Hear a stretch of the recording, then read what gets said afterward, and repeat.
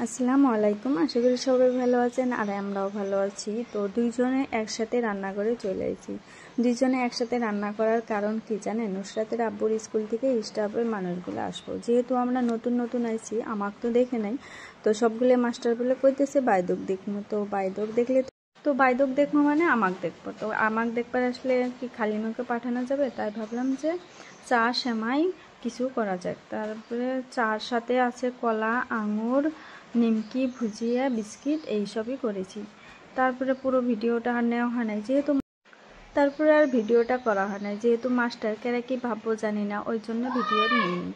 যেহেতু আমগরে blog channel, তাই আমরা যেতটুকু পাই ওইটুকুই দেখাই, অন্য কাউকে না দেখার চেষ্টা করি। তো এই জায়গায় রান্না করছি আমি সেমাই, সুগার ফ্রিও করছি, আবার সুগার দিয়েও করছি, মানে চিনি দিয়ে।